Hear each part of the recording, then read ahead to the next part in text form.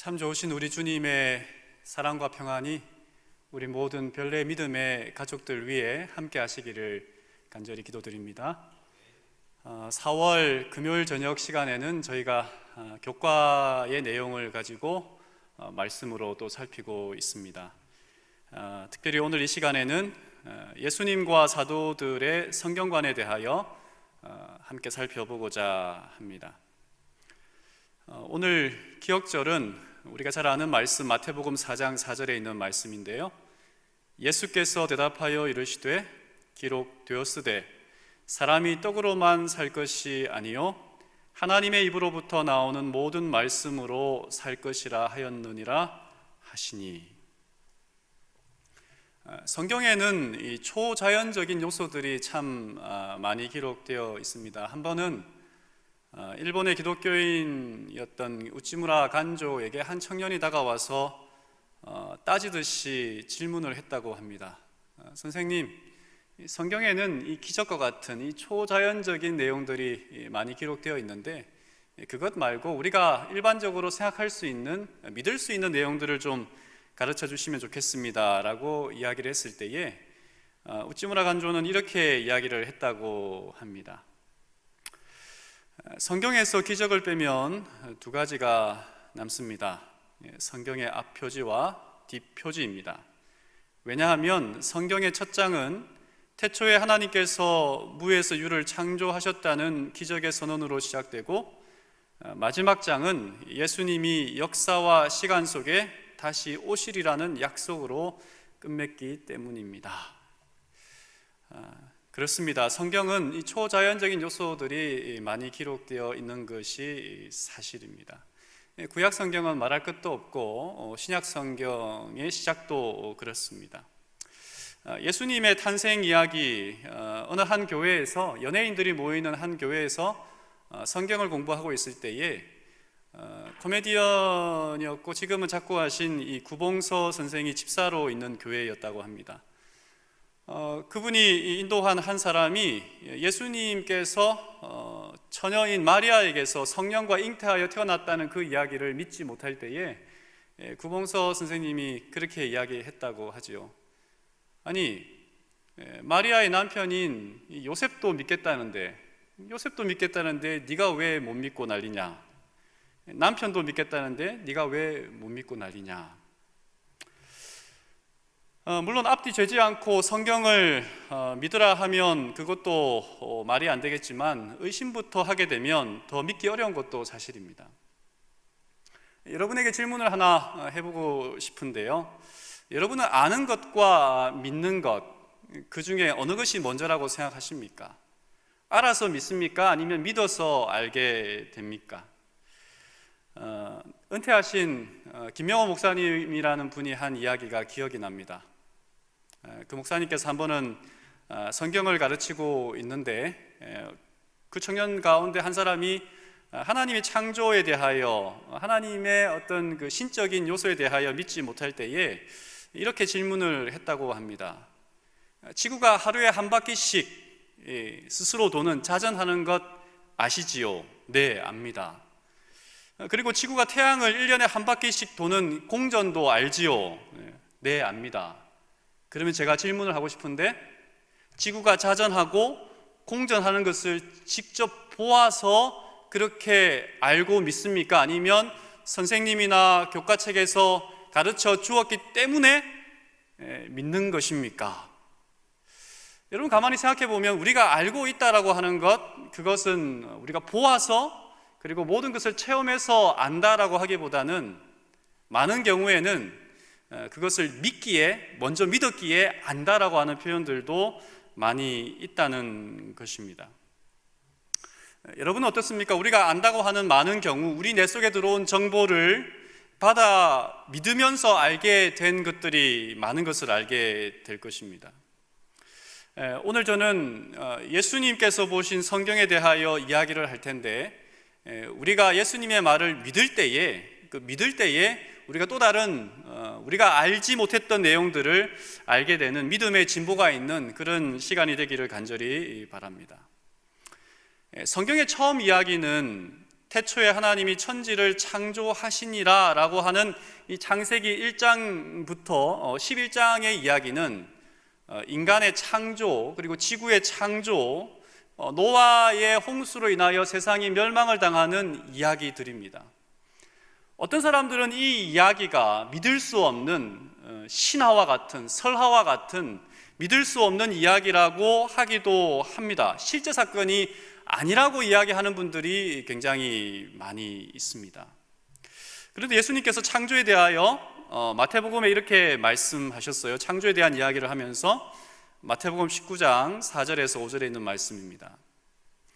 사람을 지으신 이가 본래 그들을 남자와 여자로 지으시고 말씀하시기를 그러므로 사람이 그 부모를 떠나서 아내에게 합하여 그 둘이 한 몸이 될지니라. 이 내용은 창세기의 내용인데요, 하나님께서 남자와 여자를 창조하신 이야기를 예수님께서 이야기하시면서 성경에 이르기를 이라고 하지 아니하시고 사람을 지으신 이가 라고 이야기를 하고 있습니다. 이 창세기 기자가 기록한 그 내용들이 단순히 신화가 아니라, 설화가 아니라 하나님께서 직접 하신 것이고 하나님의 말씀임을, 모세가 기록한 것이 하나님의 말씀임을 분명하게 이야기하고 있다는 말씀입니다. 예수님은 창세기 1장에서 11장의 내용을 역사적인 진짜로 보셨고 구약 성경의 수많은 이야기들을 실제로 언급하시면서 그 사람들이 실제 인물인 것을 이야기하셨는데요, 교과책에 나와 있는 내용이기도 하지만 우리가 몇 구절을 좀 살펴본다면 노아 홍수 이야기, 이 세상이 물로 멸망당한 이야기는 진짜였다. 그리고 롯의 이야기, 엘리야, 요나, 솔로몬, 우리가 아는 이 많은 인물들에 대하여 예수님께서는 실제로 언급하시고 이야기를 하셨습니다. 예수님이 구약에 대하여 이야기하신 내용들을 가만히 보면 구약은 39권, 39권입니다. 그런데 39권 가운데 예수님께서 구약의 인물들이라든지 그리고 구약의 이야기를 언급한 것이 24권입니다. 39권 가운데 24권에 나와 있는 내용들을 예수님은 언급을 하셨단 말씀이죠. 이렇게 말할 때 어떤 사람은 이야기할지 모르겠습니다. 24권 외에 나머지 성경은 무시했나? 근데 여러분, 우리가 율법과 선지자라는 말을 신약성경에서 여러 번 볼 수가 있는데요, 히브리 사람들은 이 구약 성경을 이렇게 세 부분으로 나누었습니다. 이렇게 모세오경, 모세 혹은 율법서, 그리고 선지자의 글, 그리고 시편의 글들이라고 이렇게 나누었는데 몇 구절을 보면 이 누가복음에도 모세 율법과 선지자의 글, 그리고 시편 이렇게 되어 있고 또 다른 구절에도 모세와 선지자 이렇게 이야기를 하고 있습니다.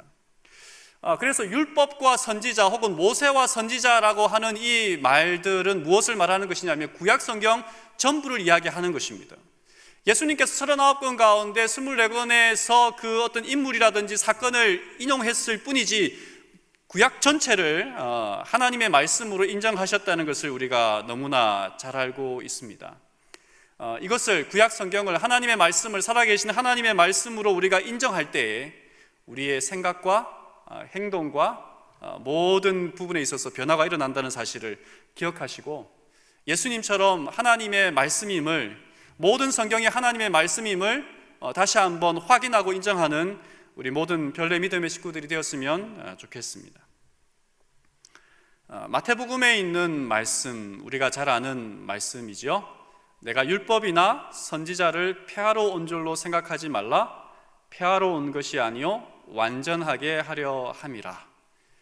율법과 선지자는 구약 성경을 말한다고 우리가 앞에서 이미 이야기를 했고 배웠습니다. 구약 성경의 1.1핵이라도 사라지지 않을 것을 이야기하면서 성경의 무오성, 성경은 오류가 없고 완전함을 예수님께서는 인정하셨습니다. 그리고 예수께서는 구약 성경을 완전히 성취하기 위하여 오셨다라고 이야기를 하고 있는데, 실제로 예수님께서 하신 말씀, 우리가 잘 아는 말씀인데요, 요한복음 5장 39절에 있는 말씀이죠. 너희가 성경에서 영생을 얻는 줄 생각하고 성경을 연구하거니와 이 성경이 곧 내게 대하여 증언하는 것이니라. 예수님이 성경이라고 이야기할 때 이 성경은 구약 성경입니다. 구약. 구약이라는 말은 옛 약속이라는 말인데요.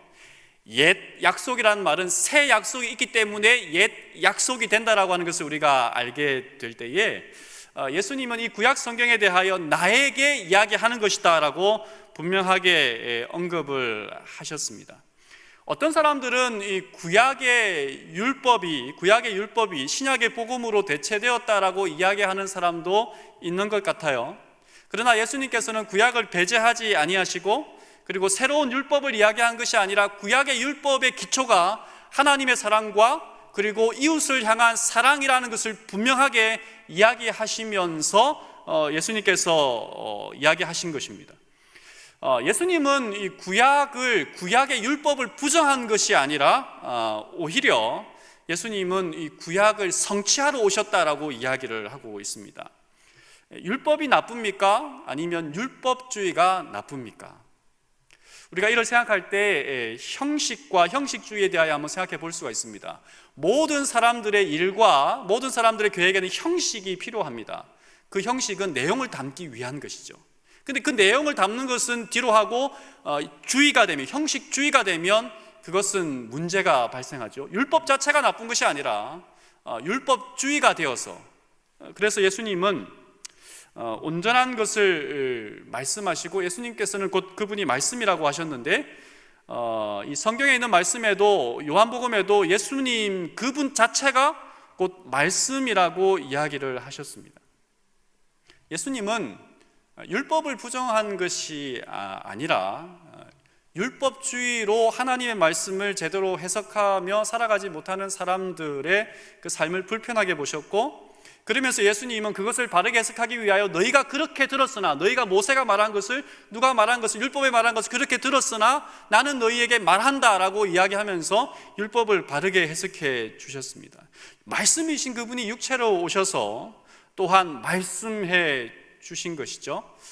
예수님은 우리로 하여금 바른 해석을, 바른 실천으로 이끌기 위하여 말씀으로 이끌어주고 계신다는 사실을 또한 알게 됩니다. 1844년 10월 22일입니다. 많은 사람들이 예수님이 재림하신다고 믿었고, 수많은 사람들이 주님의 재림을 기다리고 있었습니다. 그때 주님의 재림을 10월 20일 기다렸던 그들의 고백 가운데에 예수님은 오지 않고, 그래서 그들이 고백하기를 이렇게 고백합니다. 우리는 밤 12시가 될 때까지 주님을 기다렸다.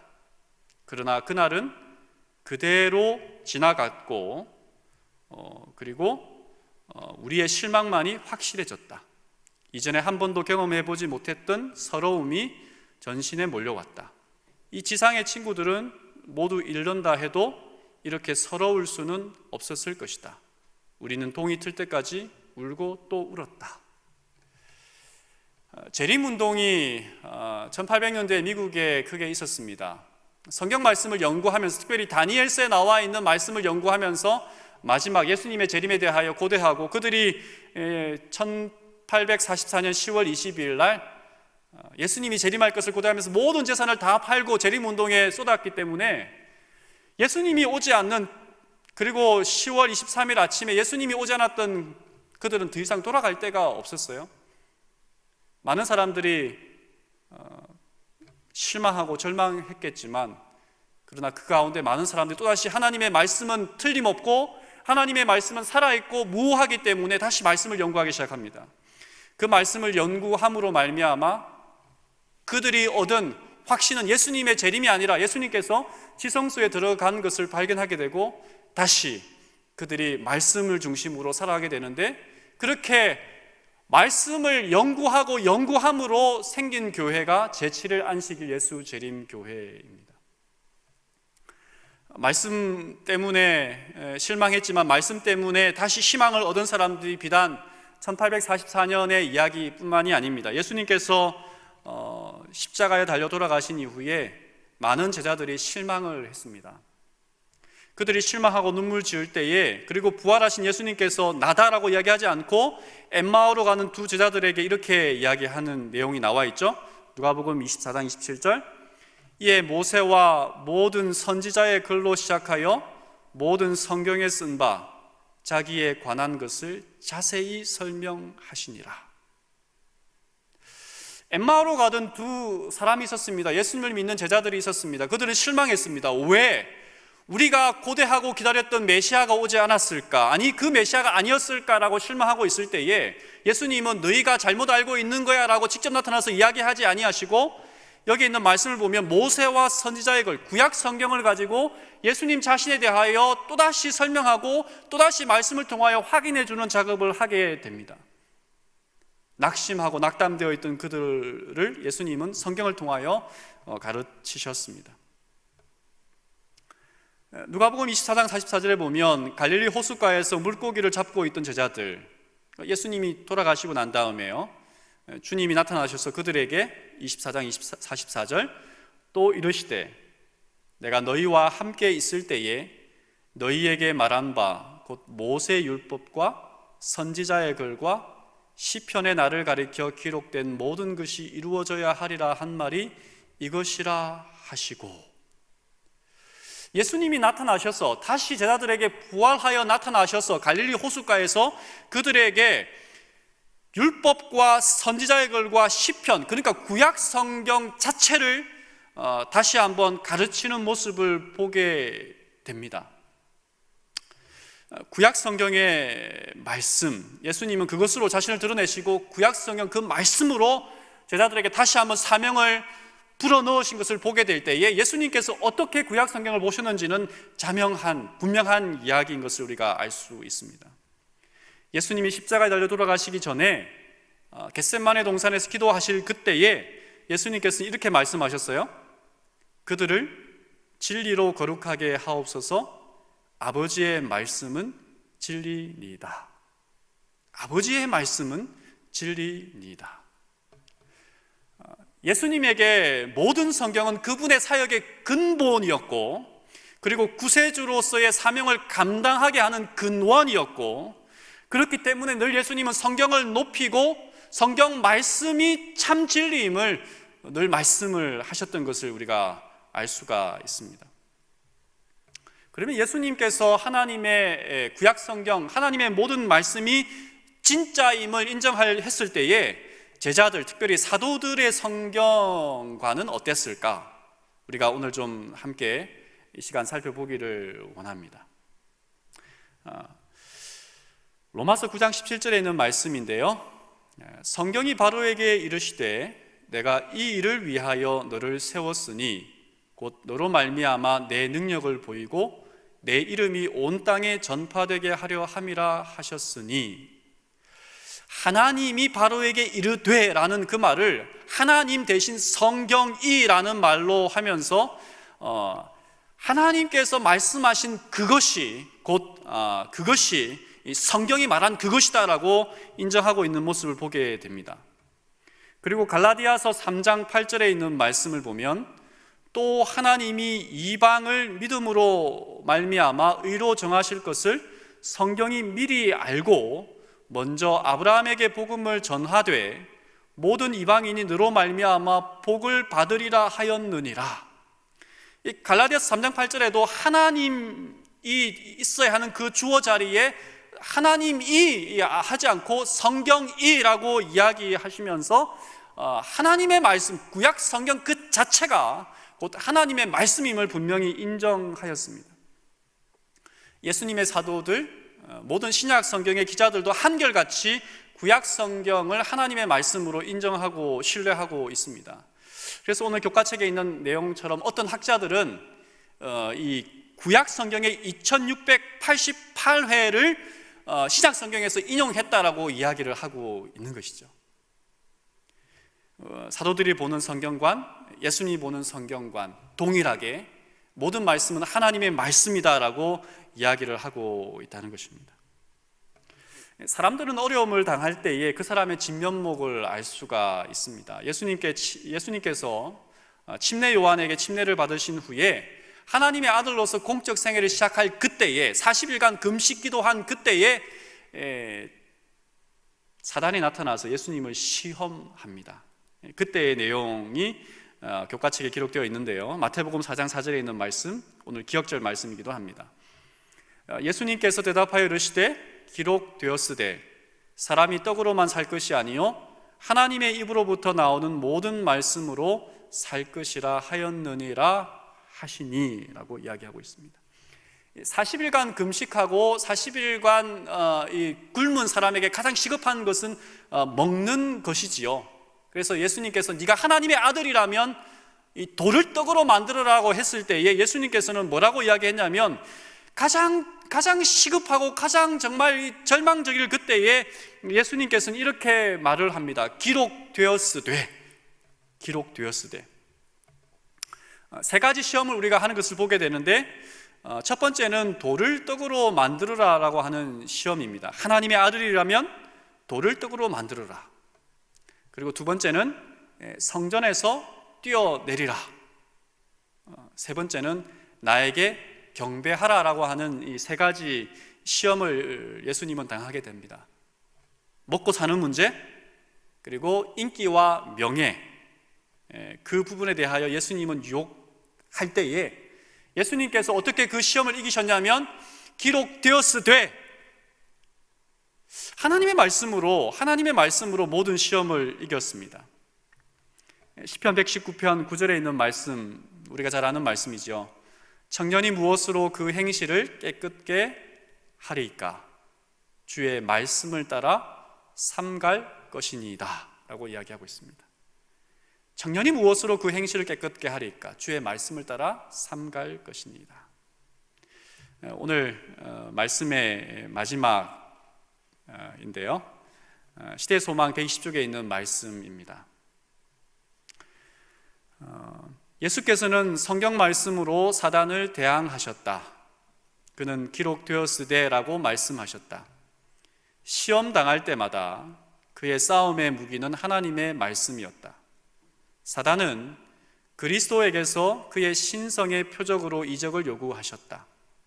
그러나 모든 이적보다도 더 큰 표적, 곧 여호와께서 이같이 말씀하시되는 사단이 논박할 수 없는 표적이었다.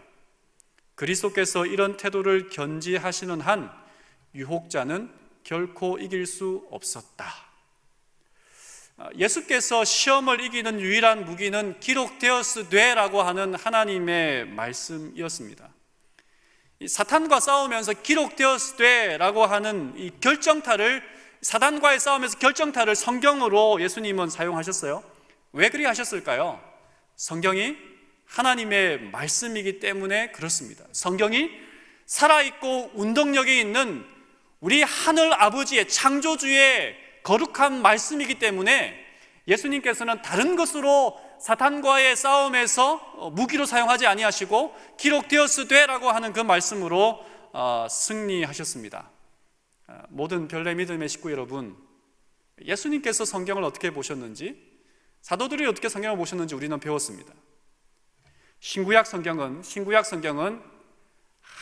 살아계신 하나님의 말씀입니다.